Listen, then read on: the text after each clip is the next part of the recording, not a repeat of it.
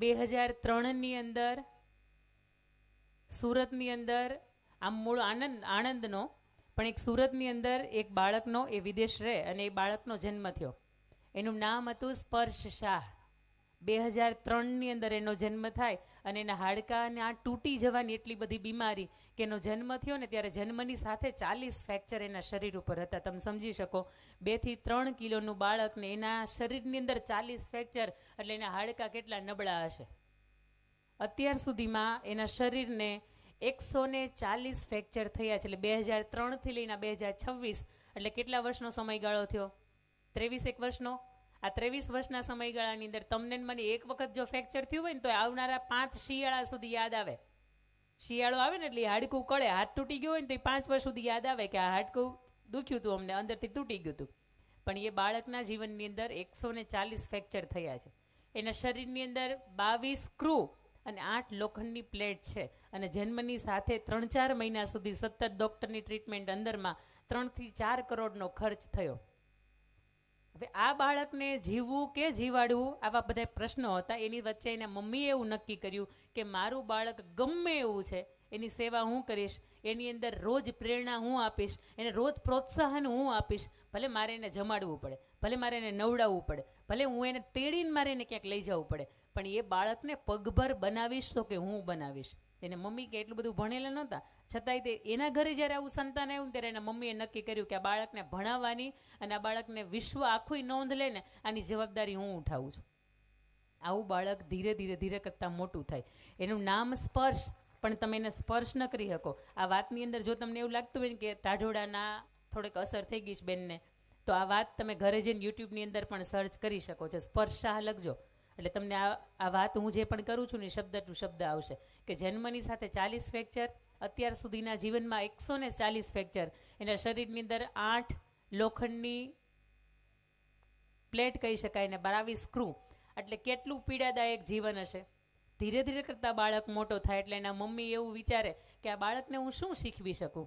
તો કે હાર્મોનિયમ શીખવવું છે એટલે આંગળીઓ કામ ન કરે. સંગીત શીખવવું છે.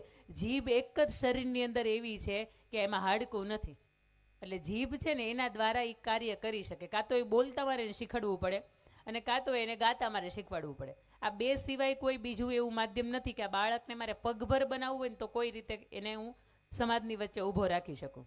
આ બાળક ધીરે ધીરે કરતું મોટું થાય, એના મમ્મી એને સંગીત શીખવાડે, ધીરે ધીરે કરતાં એના મમ્મી ગાતા જાય ને એની સાથે એને ગાતા શીખવાડે. સ્પર્શ શાહ મોટો થાય. 8 વર્ષની ઉંમરની અંદર એ બાળકને એટલું બધું એની અંદર એના મમ્મી એની પ્રેરણા આપે, એને પ્રોત્સાહન આપે. રોજ એને એમ કહે તું ઉડી શકીશ, તું ચાલી શકીશ, તું ટ્રાય તો કર, તું ગાઈ શકીશ, તું બોલી શકીશ. અલગ અલગ કેટલી બધી કળાઓ હોય એના માતા એને શીખવે. અરે આખરે એ 8 વર્ષનું બાળક થાય. તમે yahoo.com નામ સાંભળ્યું છે, હા કે ના? yahoo.com તમે નામ સાંભળ્યું છે? તો યાહુ કંપનીવાળા દર વર્ષના અંત સુધીમાં વિશ્વનું શ્રેષ્ઠ બાળક તરીકેનો કોઈ એક એવોર્ડ બાળકને આપતા હોય. તો આ 8 વર્ષની ઉંમરમાં સ્પર્શ શાહને વિશ્વના શ્રેષ્ઠ બાળકનો એવોર્ડ છે એમને આપવામાં આવ્યો. 13 વર્ષની ઉંમરે એણે પહેલો ટોક શો કર્યો. એટલે આજે એ બાળકના 3 કરોડથી વધારે ફોલોવર્સ છે. અને મહત્વની વાત તો એ છે કે એ બાળકને સંગીતની અંદર એટલું બધું આગળ વધાર્યું. આટલું નબળું બાળક, આટલું શરીરે માનસિક વિકલાંગતાની સાથેનું એ બાળક, આજે પણ તમે એનો ચહેરો જોવો ને તો તમને એમ થાય કે આવું બાળક આટલી બધી પ્રસિદ્ધિ મેળવી હશે. એ બાળકને આજે પણ 23 વર્ષની ઉંમરમાં ધીરે ધીરે કરતાં મોટા થયા ને તો એના મમ્મી એને જમાડવો પડે, એના મમ્મી એને નવડાવવો પડે. એક વ્હીલચેરની અંદરનું એનું જીવન આજ સુધીમાં 200થી વધારે દેશની અંદર પોતે પોતાના 8થી વધારે દેશની અંદર 200થી વધારે સેશન અલગ અલગ કર્યા છે કે જેની અંદર એને મોટિવેશનલ સ્પીકર તરીકે કામ કર્યું છે અથવા તો સંગીતના કાર્યક્રમો કર્યા છે.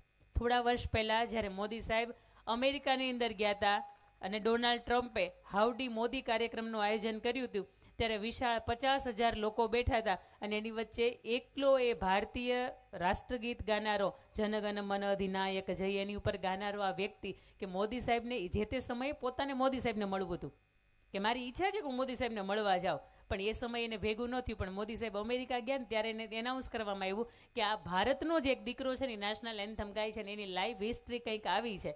ત્યારે મોદી સાહેબ છે ને ખુદ એને મળવા ગયા હતા. કોઈ પત્રકારે એને જીવનની અંદર પૂછ્યું કે તમારા જીવનમાં આટલી બધી પીડા છે, આટલા બધા ફ્રેક્ચર, તમે આમ જોવો ને તો બધાની વચ્ચે ઊભા હોય તો સારાય ન લાગો, કોઈ વ્યક્તિ તમારી અવગણના કરે, છતાં પણ તમે આટલું બધું કરી શક્યા એનું કારણ શું ને? 23 વર્ષના સ્પર્શ શાહે એવું કીધું હતું કે જે વ્યક્તિ પાસે શરીર છે, જે વ્યક્તિ પાસે હાથ પગ નાક કાન આંખ્યું મગજ ફેફસા બધું જ સહી સલામત છે, છતાં એની 24 કલાકમાં મહત્તમ આળસમાં જાય છે ને, તો મને ઈશ્વરે જેટલું નથી આપ્યું ને, તો એની હું દુઃખ નથી વ્યક્ત કરતો, પણ જેટલું મને આપ્યું છે ને એનો હું મેક્ઝિમમ ઉપયોગ કરું છું. કારણ કે આ તમારું ને મારું શરીર જો સહી સલામત હોય ને તો આ શરીરની કિંમત કેટલી ભાઈ? 365 કરોડ પોઈન્ટ 70 લાખ રૂપિયા થાય એટલી આ શરીરના અવયવોની કિંમત થાય.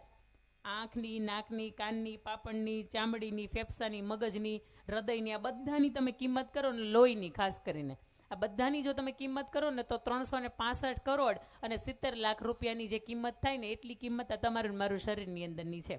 પણ છતાંય તે આઈન્સ્ટાઈનની તેને મગજનો ઉપયોગ વર્ષ એના અંત સુધીમાં 0.08% કર્યો હોય અને આટલી બધી વિશ્વને શોધો કરીને આપી હોય, તો તમે મારા મગજનો ઉપયોગ કેટલો કરીએ? 1%. સવારથી સાંજ સુધી ગણાને ઘરની બહાર જાતાય નથી એટલે નવો વિચારે નથી આવતો, પણ સવારથી સાંજ સુધીમાં જો તમને એકાદો નવો સારો વિચાર તમે વાંચો છો, ક્યાંક લખો છો ને, તો ક્યાંક લખી રાખો. આ સ્પર્શ શાહના માધ્યમથી એવું કેવું હતું કે જો મા બાપ તરીકે એની પ્રેરણા મળે, મા બાપ તરીકે એને તમે ટીકા નહીં કરતા, એનો તમે ટેકો બનો ને, તો બાળક ગમે એવું ભગવાને આપણને આપ્યું હોય પણ એ બાળકને વિશ્વ આપણે આંગળી પકડીને દેખાડી શકીએ. આ ખાસ કરીને મમ્મી તરીકે કે પપ્પા તરીકે એને નક્કી કરો તમે કે ભાઈ મારું બાળક ગમે એવું છે, ઈશ્વરે મને આપ્યું છે ને, હવે મારે એને વિશ્વ સુધી પહોંચાડવાની જવાબદારી મારી છે. એ બાળક પહોંચે, એ બાળક દુનિયા જોવે, કારણ કે એ બાળકને હું આંગળી પકડીને લઈ જાઉં ને દુનિયા અલગ દેખાય, પણ મા બાપ તરીકે તમે આંગળી પકડીને લઈ જાઓ ને તો એ શેરીઓ અને એ દુનિયા છે ને એને અલગ દેખાય. બીજી વાત મારે તમને કરવી છે દીકરીઓની.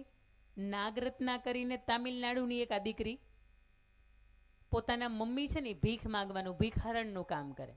એમના પપ્પા આખો દિવસ દારૂ પીવાનું કામ કરે, એના મમ્મી ભીખ માંગીને જેટલા પૈસા આવે એમાંથી એના પપ્પા દારૂ પીને ઉડાડી દે. ગુજરાતમાં તો દારૂબંધી એટલે અહીં વાત ન થાય, પણ તામિલનાડુની વાત કરું છું, બરાબર ધ્યાને આપજો. આ કે દીકરી સવારથી લઈને સાંજ સુધીમાં એના મમ્મીની સાથે ક્યારેક શનિવાર રવિવાર હોય તો ભીખ મંગાવવા જાય, સોમવારથી શુક્રવારે ગવર્મેન્ટ સ્કૂલની અંદર ભણે, નહીં એને કોઈ છત, નહીં કોઈ મકાન, નહીં કોઈ વ્યવસ્થા, માત્ર 1 કે 2 જોડી કપડાં, આ બધાની વચ્ચે આટલી ગરીબાઈની વચ્ચે એના મમ્મીને ભીખ મંગાવે. ધોરણ 10મું નજીક છે, સમજજો, ધોરણ 10મું એની હવે નજીક છે અને બસ 2-5 મહિનાનું એ અંતર છે. દીકરી ભણવામાં ખૂબ હોશિયાર, એના બાળમિત્રો જે હોય ને એની પાસેથી એની બુક્સ લે, રાત્રે એના બાળમિત્રો સૂતા હોય ને પોતે એ બુક્સમાંથી વાંચે લખે, અને ઘરની અંદર દીવાના અજવાળે આપણા બાપ દાદા હોય ને પાછળ બેઠેલા પિતાશ્રીઓ છે ને એને વાંચ્યું છે, એને પૂછો. તમારી મારી પાસે લાઇટની સગવડતા છે, તમારી મારી પાસે એક સરસ મજાનો એક ઘરની અંદર ખૂણો છે, પણ એને તો ઓલી ગમાણ હોય ને ઘરની અંદર, તમે ઓળખો છો ને ગમાણને જોઈ છે ને? અમુક વાતો કરવા માટે મને અહીંયા વાંધો નહીં આવે, કારણ કે ગમાણ કોને કહેવાય ને તમને ખબર છે. એ ગમાણની અંદર બેઠા બેઠા કે બપોરે 2 કલાકની જે રિસેસ આવતી હોય ને, તો એની અંદર એ તે કેટલા રોટલા ઘડવા માટે, ભાત દેવા માટે તે અહીંયા એના જીવનની અંદર જીવ્યા છે. આ નાગરત્ના રાત્રે ઓલી સ્ટ્રીટ લાઇટ હોય ને, રાત્રે સ્ટ્રીટ લાઇટ થાય ને એની અંદર પોતે વાંચે, સવારથી સાંજ સુધીમાં ભણે, બપોર પછીની વહેલી સવારે એના મમ્મીની સાથે ભીખ મંગાવે. એટલે સ્ટ્રોબેરી કોને કહેવાય, મેંગો કોને કહેવાય, એવા બધા ફળ ફ્રૂટ તો એના પેટની યારે ક્યારેય ભેગા જ નહોતા થયા. તમને મને જેટલી પણ સગવડતાઓ મળી છે એની 1% સગવડતા નાગરત્નાના જીવનમાં ક્યારેય નહોતી. એના મમ્મીને એવું પૂછે કે મમ્મી મારી જિંદગી તમારી જેમ આવી રીતે જ કાઢવાની છે? એટલે એના મમ્મી બહુ મજાની વાત કરે કે બેટા નહીં, તારા પપ્પા હવે એનું જે જીવન પૂરું કરવાનું તું એ કરી દીધું, મારું જીવન હવે કંઈક આવું છે. પણ અમે ભણી ન શક્યા, પણ શિક્ષણ એક એવું હથિયાર છે કે જો તું બેટા ભણે ને તો કોઈ વ્યક્તિ તને એવું નથી પૂછવાની કે તું કઈ જ્ઞાતિમાંથી આવે છે, કઈ જાતિમાંથી આવે છે, તારો ધર્મ કયો છે, તારો સંપ્રદાય કયો છે, કાંઈ નહીં. તું કલેક્ટર બની જઈશ ને તો આખી દુનિયા તને સલામ કરવા માટે આવશે. તું આઈએએસ કે આઈપીએસ ઓફિસર બની જઈશ, કે તું કોઈ પોલીસની અંદર સારી એવી ઓફિસર બની જઈશ, કે સારા એવા લેવલના તમે શિક્ષકો બની જશો ને તો કોઈ વ્યક્તિ તમને પૂછવા નહીં આવે. પણ બેટા ભણવું ને એ બહુ મહત્વનું છે. તારે જો આ ગરીબાઈમાંથી બહાર નીકળવું હોય ને તો દીકરી તરીકે જો તું ભણીશ ને તો તારું નામ છે ને તું ઊભું કરી શકીશ. અને આ વાત એને લાગી જાય. 4-5 મહિનાનું ધોરણ 10ની આડા કેટલા મહિના બાકી છે? 4-5 મહિના બાકી છે અને એ તનતોડ મહેનત કરે અને ધોરણ 10ની અંદર તમિલનાડુ રાજ્ય પ્રથમ. આજ સુધીમાં 98%ની સાથે કોઈ વ્યક્તિ નહોતું આવ્યું, આ નાગરત્ના આવી. ઠંડી ચડી ને ભાઈ, આ શિયાળાની ઠંડી નથી. માએ ખાલી એટલું કીધું બાળકને, બેટા ભણવા સિવાય ઉદ્ધાર નથી, તારે ભણવું તો પડશે જ. શિક્ષકના છોકરાને પહેલો નંબર આવતો હોય તો એને મતલબ એવો ન હોય કે સ્ટાફ ઓળખીતો હોય અને એને એ 10માંથી 10 ને 100માંથી 100 આપી દેતા હોય. નહીં, શિક્ષકનો બાળક એ આટલે એના જીવનની અંદર આગળ હોય કે એને નાનપણથી જોયું છે કે ભણ્યા સિવાય આપણો ઉદ્ધાર નથી. 2-3 વર્ષ પહેલાં જેમના હાથ નથી અને આવું પ્રતિભાશાળી વ્યક્તિત્વ કે જેણે દ્રૌપદીના મુર્મુજીના હાથેથી એક સન્માન લીધું. તમે જો ન્યૂઝપેપર કે ટીવી ચેનલ જોયું હોય ને તો તમને ખબર હશે, એના હાથ નથી. રાજસ્થાનના શીતલ દેવી અને આર્ચરીની અંદર પોતાના પગથી નિશાન સાધે અને પેલું જે 1 નંબર ને 10 નંબરને લખ્યા હોય ને અહીંથી નિશાન મારે ને 1 નંબર ઉપર તે બરાબરનું લાગે અને આર્ચરીની રમત કહેવાય. અને એની અંદર પોતાના પગથી એ નિશાન સાધે સાહેબ, જેના હાથ નથી. અર્જુન એવોર્ડ એને મળે છે, છતાં એ પોતાના હાથથી અર્જુન એવોર્ડ લઈ નથી શકતા. આવા શીતલ દેવી કે જે પોતાના પગથી એ નિશાન સાધે છે અને સિલ્વર મેડલ અને પેરા ઓલિમ્પિકની અંદર કેટલા બધા મેડલ આ ભારત વર્ષને અપાવે છે. સાહેબ, તમારે મારે આંગણે આવા સંતાનો છે કે જેને હાથ છે, પગ છે, મગજ છે અને તમારા મારા માધ્યમ થકી આવે શાળાનું પટાંગણ છે કે એના જીવનની અંદર કોઈ પણ જાતનું રીતે એને આગળ વધવું હોય ને તો કોઈ એને રોકી શકે એવું નથી. અને બીજી મહત્વની એક તમને મારે અહીંયા શાળાના સંચાલકોનો આગ્રહ છે ને એટલે મારે બીજી એક તમને વાત કહેવી છે. એક એવી દીકરી ખૂબ તોફાની, તમે તો હું તોફાન કર્યા છે ભાઈ, એ દીકરી એવા તોફાન કર્યા છે એના જીવનની અંદર. કારણ કે મેં તમને કહ્યું એમ કે બાળક હોય ને એટલે બાલ્યાવસ્થા જે એક એવી છે કે જ્યારે તમે હસ્તીથી તોફાન કરી શકો, કોઈ પણ જાતના બંધન તમને ન હોય ને તોફાન તમને કોઈ ખીજાય એટલે 2 મિનિટ સાંભળીને પાછા હતા ઈ ને ઈ. બાળક તોફાન કરે ને તો એને વઢવાનું પણ એને તોફાની કરવા દેવાનું, કારણ કે એનું બાળપણ છીનવી લેવાનો ને મા બાપ તરીકે આપણો ક્યારેય હક નથી. બિંદાસ એને તોફાન કરવા દેવાનું. એ જ્યારે સમજશે ને કે જાહેરમાં આવો મારાથી ન કરાય, એ ત્યારે ઓટોમેટિક બંધ થઈ જાય. અને તમે ઘરને આંગણે એક તપેલીમાં મગ પલાળો તો તમને ખબર છે બધાય મગ એક હારે પલળી જાય ભાઈ. અમુક 2-5 કવડું રહે ને એને તમારે બીજી 5 કલાક આપવી પડે પલળવા માટે. સેમ આપણું સંતાન એવું છે. તમને એમ થાય કે 10 વર્ષની થઈ ગયા, અમે 10 વર્ષના હતા ત્યારે અમે દાળિયાને ભાત દઈ આવતા રોટલા ઘડીને, પણ એ સમયગાળો તમારો હતો. આ થોડોક આજના સ્માર્ટ યુગની અંદર, આ એઆઈ યુગની અંદર એનામાં થોડીક એ સમજણ ઓછી, હજી બાળપણ વૃત્તિ એનામાં છે.